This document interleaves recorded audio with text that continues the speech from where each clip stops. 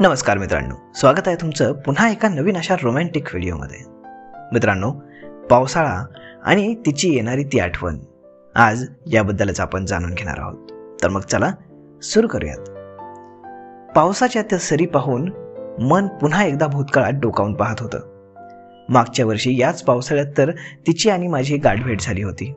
तिचं ऑफिस माझ्या दुकानाच्या जवळपासच होतं, त्यामुळे ती नेहमी दुकानासमोरून चालत जायची. मी ज्या दुकानात काम करत होतो त्या दुकानाच्या खिडकीतून रोज तिला जाताना पाहायचो.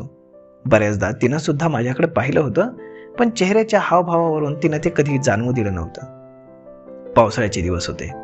आज बाहेर मुसळधार पाऊस कोसळत होता. तिची ह्या रस्त्यानं जाण्याची वेळ कधीच निघून गेली होती, पण तरीही अजून ती आली नव्हती. माझं लक्ष कामात कमी आणि तिच्या येण्या जाण्याकडे जास्त लागलं होतं. अखेर ती समोर येताना दिसली. आज गुलाबी रंगाचा कुर्ता तिनं परिधान केला होता. अत्यंत साध्या कपड्यात सुद्धा तिचं सौंदर्य इतरांपेक्षा वेगळं भासत होतं. त्यात मुसळधार पाऊस आणि ती भिजत घरी चालली होती. मला कळून चुकलं होतं की तिनं छत्री आणली नव्हती. बाहेर संध्याकाळ झाली होती, पण पावसामुळे अंधार काळे कुट्ट ढगांनी चोहीकडे घेरला होता.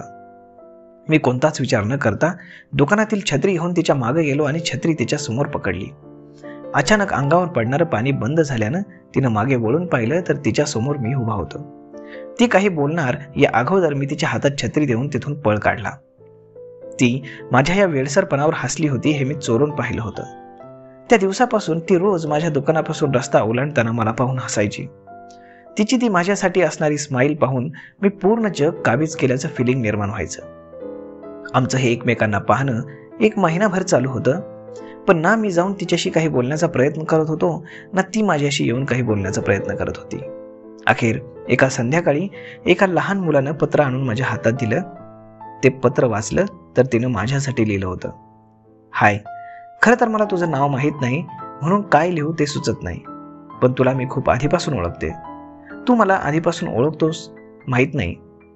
ऑफिसच्या पहिल्या दिवशी जेव्हा तुझ्या दुकानाच्या बाहेर त्या डार्क पिवळ्या शर्टमध्ये पाहिलं आणि मला हसूच आवरली नाही. एवढा भडक कलर कोणी घालतं का म्हणून घरी जाईपर्यंत मी हसत होते. नंतर रोज काही ना काही कारणांनी तुला पाहायची सवय होऊन गेली. माहीत नाही हे प्रेम आहे की मैत्री, पण तुझा हा निरागस चेहरा खूप काही बोलून जातो. मी तुझ्या दुकानासमोर आले की तुझे ते खाली जाणारे डोळे, आणि मग मी दरवाजा आड गेले की माझ्याकडे एकटक पाहणं, सगळंच खूप छान वाटतं. त्या दिवशी पावसात भिजत होते. कुणी जास्त विचार केला, पण तू कुणाचीही पर्वा न करता मला छत्री आणून दिलीस. खरंच किती छान वाटलं होतं तेव्हा मला, हे मी तुला शब्दात सांगू शकत नाही. ह्या रविवारी गणपती मंदिरात भेटशील मला? मी येऊन थांबेन तिथं बघ, वेळ मिळाला तर नक्की ये. तिचं हे पत्र वाचून माझ्या आनंदाचा पारा 30ल्या मजल्यापर्यंत वर गेला. काय करू आणि काय नको हेच मला सुचेना. ठरलेल्या दिवशी मी बाप्पाच्या मंदिरात जाऊन बसलो. तिच्या येण्याची वाट पाहिली. मागून येऊन डोळे बंद करेल आणि समोरून येऊन फक्त हाय हॅलो करेल की घट्ट मिठी मारेल, असे अनेक प्रश्न माझ्या मनात चलबिचल करत होते. तसाच 1 तास होऊन गेला तरीही ती आली नाही. एक मन करत होतं की आत्ता येईल, मग येईल, पण असंख्य प्रश्न निर्माण होत होते. 1 तास, 2 तास, 4 तास निघून गेले तरी सुद्धा ती आली नाही. मला राग आला नाही, पण वाईट खूप वाटलं. जर तिला माझी अशीच थट्टा करायची होती तर असं भेटायला का बोलवलं? दुकानात येऊनच काही वाईट बोलायचं होतं ना. दुसऱ्या दिवशीपासून मी ठरवलं होतं की तिच्याकडे पाहायचं नाही, पण तिची येण्याची वेळ झाल्यावर नजर आपोआप दरवाजाकडे वळायची. 1 तास होऊन गेला तरी ती दुकानासमोरून गेलीच नाही. असं 1 दिवस नाही तर संपूर्ण 1 आठवडा झालं आणि ती मला दिसलीच नाही. आता माझ्या रागाचं रूपांतर चिंतेत व्हायला लागलं. एक दिवस मी तिच्या ऑफिसच्या बाहेर जाऊन पोहोचलो. कुणाला काही विचारणार तेच समोर एक बॅनर पाहिला. त्या बॅनरवर तिचा फोटो होता आणि खाली लिहिलं होतं, भावपूर्ण श्रद्धांजली. तिथंच मी खाली बसलो. डोळ्यातून अश्रू वाहू लागले. आमचं नातं काय होतं? आमच्या नात्याला अजून कुठलंच नाव नव्हतं, पण तरी सुद्धा अश्रू थांबत नव्हते. तिच्याच ऑफिसमधल्या एका व्यक्तीकडून मला कळालं की ती शॉपिंगला गेली असताना घरी परतत असताना एक भरधाव वेगानं येणाऱ्या वाहनानं तिला उडवलं आणि तिचा जागीच मृत्यू झाला.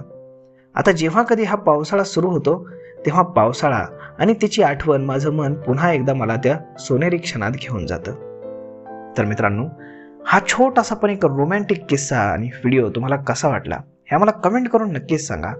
आणि जर आवडला असेल ना तर आपल्या जवळच्या मित्रांसोबत शेअर करायला विसरू नका. धन्यवाद.